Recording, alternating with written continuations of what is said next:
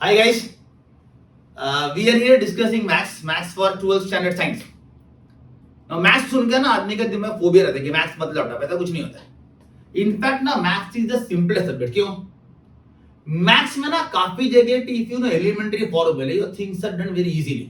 तो मैथ्स का ना पहला डर निकल और वीडियो उसके लिए कि मैथ्स का ना डर निकल जाना चाहिए। Maths is very very scoring. बाकी में क्या ना दुनिया भर का ये रटो, मैथ्स में रटना नाम का चीज नहीं है। Once you understand logically, remember maths become very very simple. The video is all about that. Maths is basically into two parts, Maths 1 and Maths 2. Welcome to all of them. I welcome all of you started publications. This is Shantanu Bal. We discuss entire of Maths now. Math is in two parts, Maths 1, Maths 2. Maths 1 we begin. The first topic events is logic. कितना weightage? 8 mark. हर एक का ना बाजू में weightage लिखा है, weightage देखते रहना। लॉजिक का फायदा क्या है ना कि लॉजिक आपने को किसी बार में आने वाला है। मतलब आपने जिंदगी में मैथ्स पढ़ा ना पढ़ो, लॉजिक को फर्क पड़ता नहीं। Logic is very very simple and the best part is first chapter of maths. तो रिमेंबर लॉजिक के लिए there is no big deal, हो जाएगा। Next topic is matrices. Matrices unfortunately depends on 11 का मैट्रिक्स डिटरमिनेंट बोथ। ये लफड़े वाला काम है। मतलब जब तक आपको वो आता नहीं है तब तक मैट्रिक्स करना मुश्किल है। अपने को ना 11 का डिटरमिनेंट नहीं आएगा चलेगा, लेकिन मैट्रिक्स थोड़ा बताना चाहिए। You should be knowing matrix at least little for doing this. Again weightage you can see. Matrices के बाद third topic that we have is trigo.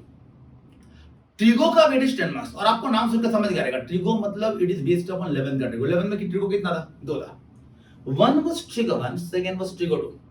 जब तक अपने को ट्रिगो 1 ट्रिगो 2 नहीं आते, थर्ड चैप्टर ट्रिगो ना भाई अपने से होने वाला नहीं है। अपने को ट्रिगो करने के लिए 12 का ट्रिगो, 11 का ट्रिगो 1 ट्रिगो 2 आना ही चाहिए। अभी ट्रिगो 1 ट्रिगो 2 अगर आपको पूरा नहीं भी आया तो कम से कम एलिमेंट्री कंसेप्ट की चुनो। क्यों भाई? चैप्टर का weightage 10 marks. And best part इसमें ना थ्योरम भी आता है। I will come to the paper pattern last में। Theorem is a integral part of a paper pattern. अपने को ना पेपर में थ्योरम आएगा।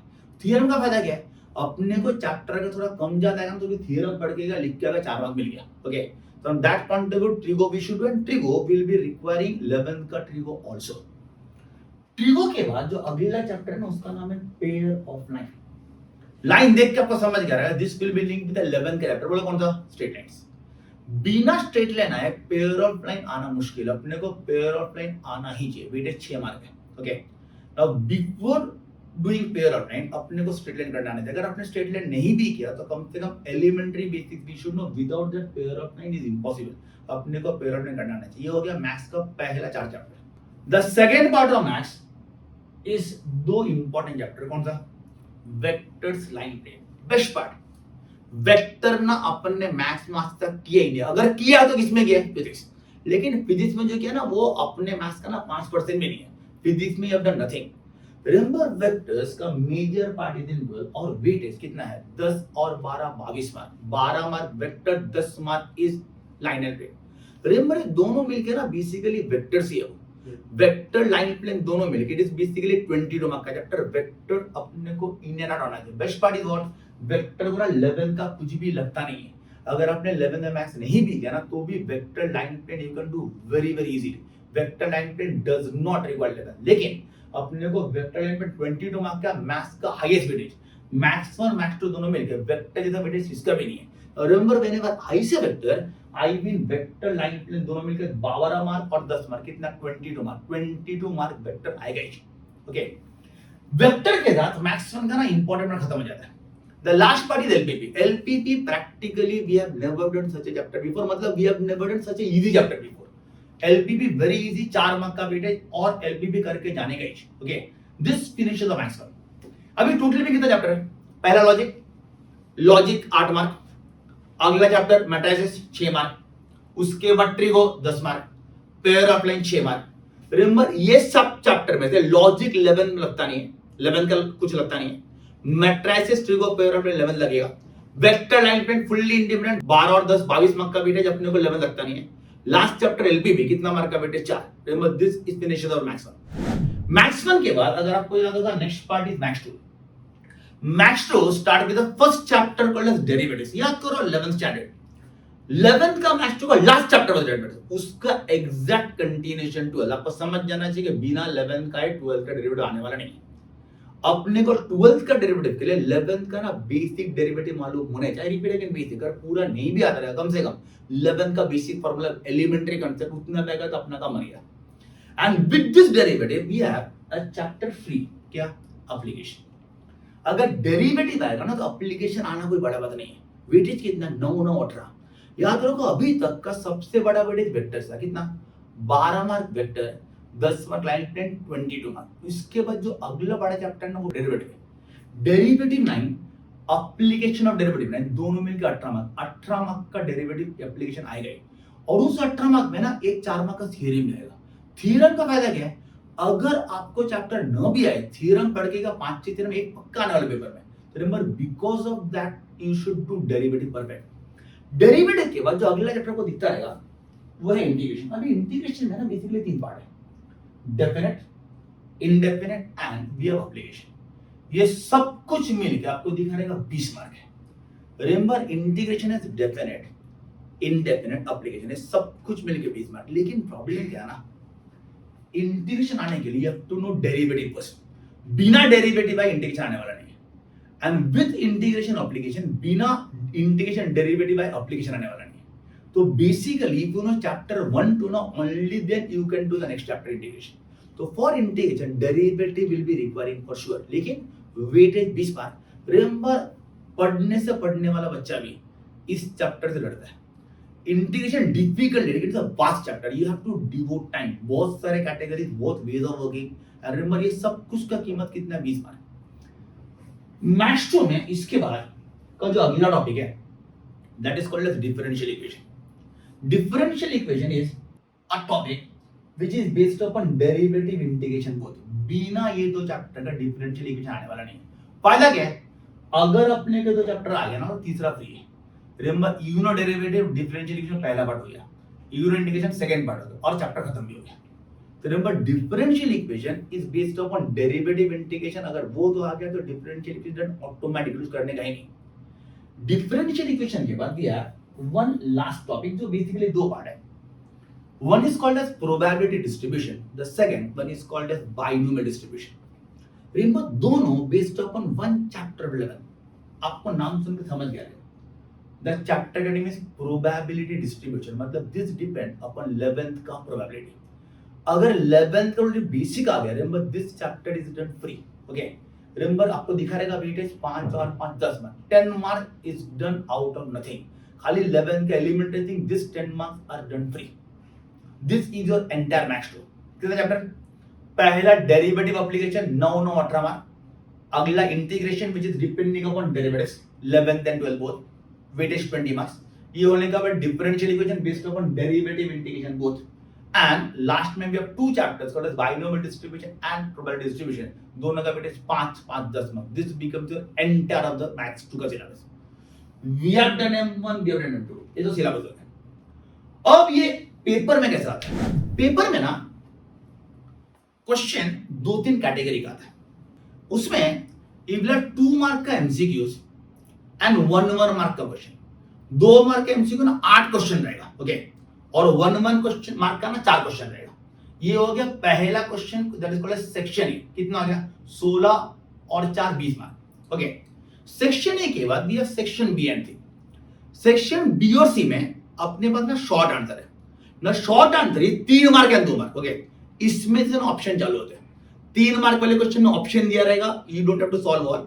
इवन 2 मार्क वाले में ऑप्शन दिया रहेगा, don't have to solve all. ये हो गया called as short answer.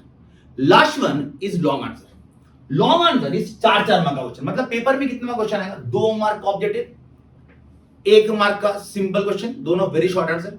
Short answer में 3 मार्क का क्वेश्चन, 2 मार्क का क्वेश्चन, दोनों में ऑप्शन रहेगा। लास्ट पर लॉन्ग आंसर। लॉन्ग आंसर ना 4 मार्क का क्वेश्चन। 4 मार्क का क्वेश्चन में ना कभी कभी थ्योरम भी आता है। अभी 4 मार्क का ना they will give 8 question attempt 5, okay. अपने पास ऑप्शन रहेगा। रिमेंबर खाली सेक्शन ए में ऑप्शन नहीं है, सेक्शन बी में ऑप्शन है, कितना मार्क का है 2। सेक्शन सी में ऑप्शन है, कितना मार्क का है 3। और सेक्शन डी में 4 मार्क का क्वेश्चन है, इसमें भी ऑप्शन रहेगा। रिमेंबर सेक्शन ए में ऑप्शन नहीं है, बी में है, सी में है, डी में भी है। Section A will be 2 mark 1 mark, section B will be of 2 marks, section C will be of 3 marks and section D should be of 4 marks. This is entire paper pattern जिस पे question आएगा, okay. Now the question paper, whenever you plan the paper, what you should do is you should first of all target MCQs, मेहनत कम mark ज्यादा, 20 mark आता है, and then section D की वो भी 20 मार्क है, 4-5 क्वेश्चन कर लिया, 4-4 मार्क का 20 मार्क मिल गया, ये 20-20 40 और बीच वाला 40, पेपर 80 मार्क है। अभी अपन ने ये तो समझ लिया कि बाबा पेपर में आने वाला क्या है ना, अब पेपर में आएगा तो मार्क मिलने वाला है। अभी पेपर में क्वेश्चन आएगा, उसमें मार्क भी लाने के, मार्क लाने के लिए पहला क्या करना पड़ेगा, ऑब्वियसली पढ़ना पड़ेगा। अभी 12th का प्रॉब्लम क्या ना, 12th डिफिकल्ट नहीं है, 12th का ना सिलेबस वास्ट है, इतना बड़ा है ना कि चालू किया खत्म ही नहीं होगा। मेरे डे 1 से वास्ट है, अपने को 12th चालू करने से पहले मालूम होता है कि वास्ट है ना। इंपॉर्टेंट कि हाउ वी डू इट। अभी कैसे है ना, अपने को ना 10th में एक आदत लग गया रहता है कि अपन एक चैप्टर पढ़ा, उस पे टेस्ट दिया, अपने क्लास में दिया रहेगा, कॉलेज में दिया रहेगा, और वो बार बार दिया, और वो होने के बावजूद अपने को बोर्ड में फुल नहीं मिला, बराबर। अभी पहला डिफिकल्टी है ना 12th में ना भाई, एक चैप्टर एक टॉपिक बार बार पढ़ने का टाइम ही नहीं। क्यों? सिलेबस बड़ा है और टाइम एक ही साल है, और एक साल ना बोलने के लिए। सोचो आपका 12th कब चालू होता है?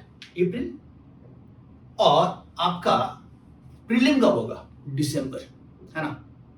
अगर दिसंबर में प्रीलिम है मतलब नवंबर तक पढ़ के हो जाना चाहिए। गिन लो, अप्रैल मतलब 4th मंथ, नवंबर 11th मंथ, 4 से लेके 11, 8 महीने। Remember 12th is only 8 month, और मैं तो मैथ्स बोल रहा हूँ ना, आपको थोड़ी मैथ्स देने का, आपको देने का फिजिक्स, केमिस्ट्री, मैथ्स, लिया रहेगा वोकेशनल और रहेगा इंग्लिश, इतना सब टाइम कितना? 8 महीना। तो रिमेंबर डिफिकल्टी ना यहाँ पे आता है कि अपना सिलेबस डिफिकल्ट नहीं है, डिफिकल्टी क्या ना, उतना बड़ा सिलेबस के लिए टाइम नहीं है।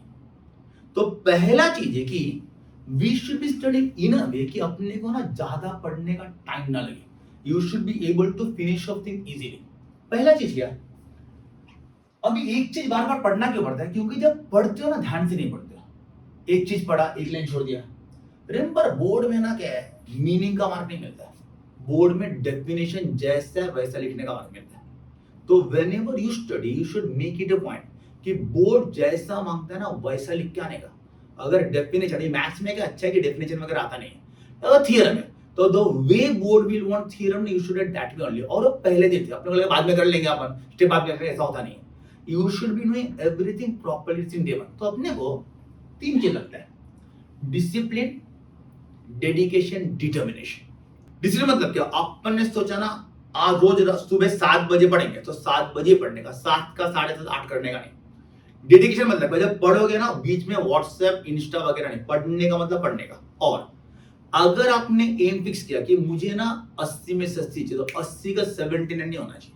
You should have the determination कि जो एम है ना मार्क वही मिलना चाहिए, वो ऐसा बोलने से नहीं मिलता है, you have to work it out daily. और रिमेंबर अपने पास ना टाइम कम है, जब तक आप ये आदत लगाते नहीं हो कि एक चीज में एक ही बार पढ़ोगे, मैक्सिमम 1 रिवीजन। अगर आपको 2-3 रिवीजन लगा, याद रखो किधर ना किधर लास्ट में ना चैप्टर छूटने वाला है।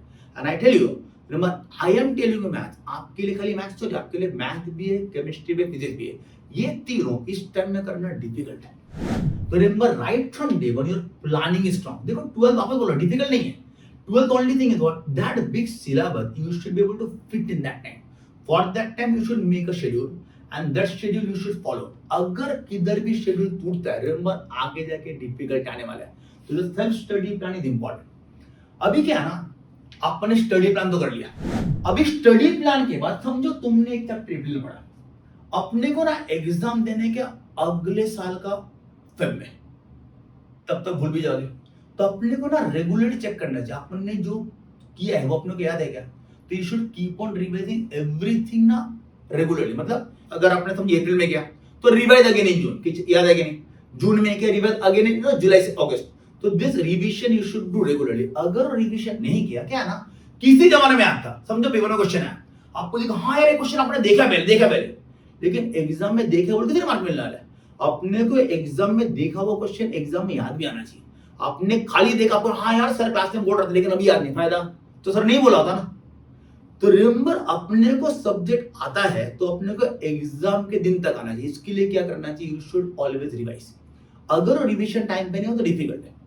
सेकंड थिंग इज क्या ना आदमी का आते रहते बाहर चढ़ जाता है. Remember this question answer pattern 10th का ना वो आदत छोड़ दो. You can not mug up thing. आदमी 2 चीज मग करेगा, 3 चीज मग करेगा, इतना बड़ा चला कैसा मग करोगे. तो you should know everything logically, भले हो फिजिक्स हो, मैथ्स हो या केमिस्ट्री हो. रिमेंबर तीनों के लिए if you are not logically sound, आपको ना बहुत टाइम लगने वाला, उतना टाइम है नहीं अपने पास. अपना मेन डिफिकल्टी सब्जेक्ट नहीं है, मेन डिफिकल्टी टाइम है. तो whenever you study, you know study things conceptually, know the concept. You don't have to mug up automatically. आपको कंसेप्ट मालूम है तो आपको भूलोगे नहीं वाला बात. एंड सेकंड थिंग है, जहां पे आपको लगता है कि ये चीज डिफिकल्ट है, मार्क कर करो. तो whenever you revise again, do only that part, क्योंकि आपको हर बार पूरा चैप्टर करने का टाइम ही नहीं है. तो keep on marking whatever things you feel difficult in the next revision, emphasize that on that more. तो रिमेंबर 12th का मेन प्रॉब्लम क्या है? टाइम. टाइम के लिए स्टडी रेगुलरली. सेकंड थिंग, जो पढ़ा रिवाइज रेगुलर, कि आपने पढ़ा हुआ ना एग्जाम तक याद होना चाहिए, तो भूल जाओगे तो मतलब नहीं है. Second thing is do things conceptually, don't by heart thing. अभी अगला प्रॉब्लम क्या है ना, अपन पढ़ तो लिए, अपने को लगता है ना पढ़ लिया. रिमेंबर अपने को लगने का मतलब ना, टीचर को लगना मतलब अपन पढ़ लिया करके. उसके लिए क्या है, start giving test at home. Remember अपने घर पे टेस्ट देने का, उस टेस्ट के बाद देखने का सेल्फ असेसमेंट, कि आपने टेस्ट दिया 20 मार्क का, यू नो कोई बुक ले लो, अभी टारगेट का भी है बुक जिसमें ना we get you know test papers.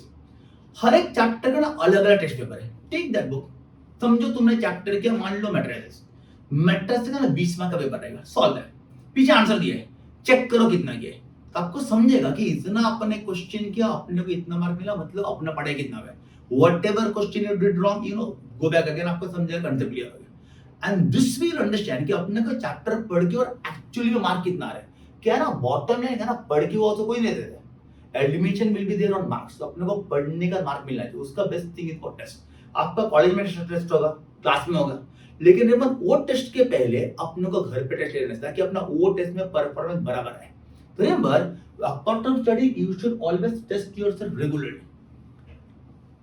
Second thing is अपने को ना ये समझना चाहिए अपना परफॉर्मेंस हो रहा है कि नहीं हो रहा. हाउ विल अंडरस्टैंड, अपने दोस्तों को. अभी दोस्त ऐसा होना चाहिए ना जहां पे ना परफॉर्मेंस इंप्रूव, मतलब समझो 20 मार्क का एग्जाम है, अपने एक दोस्त को मिला 10, एक को मिला 12, एक को मिला 11, आपको 13 मिला, यू आर हैप्पी, उससे ज्यादा है. लेकिन इस 30 ने वेरी गुड स्कोर, नो. यही अगर अपना फ्रेंड सर्कल ऐसा होता कि एक को मिला 20, एक को मिला 18 और आपको मिला 15, यू विल फील बैड. क्यों, उसको ज्यादा है ना. तो remember whenever you have a circle, the circle should be competitive, मतलब because of that you should have a growth. जब तक वो कंपटीशन नहीं है, रिमेंबर ग्रोथ होने वाला नहीं है, एकदम फैक्ट है. अब बोलेगा सर दोस्ती भी छोड़ देगा, रिमेंबर दोस्ती अपनी जगह पे, पढ़े अपनी जगह पे. Your academic and friendship are two different thing. दोस्ती अपनी जगह पे, लेकिन whenever you study you should always compare yourself with someone who is performing better. We discussed entire 12 syllabus, the way we approach the exam, the way we plan the exam, the weightage, everything. अभी क्या है, बोलने के लिए मेरे लिए easy है. From student point of how will you study, कहां से पढ़ोगे. तो remember we are target publications, we have the books ready for you. This is perfect maths 1 and maths 2 both. Okay, I discussed maths 1 maths 2 दोनों. The books are perfectly from board point of view, जिस तरीके से board में होना चाहिए. The board का pattern, board का question, all included. You can study from this. At the end of the chapter, I think we have given test also. So you can take that self test just to get an inner feeling कि अपने को chapter आ रहे कि नहीं आ रहे. क्या है ना, अपने को चैप्टर आना और वो दिल से लगना कि चैप्टर आता अलग चीज है. तो whenever you solve a question, you get the answers. But when you write a paper and you get full mark, your confidence is double. तो अपना हमेशा ये होना चाहिए कि अपने छोटे छोटे टेस्ट लेते रहे. This book exactly does that. Okay. So I have tried my best that I give an insight on what was 12, what was the subject, how do we study, and the exam, such that उस time के अंदर आपका chapter हो जाए, subject हो जाए और board में मार्क मिले. Thanks all of you for watching the video. All the best. Bye bye.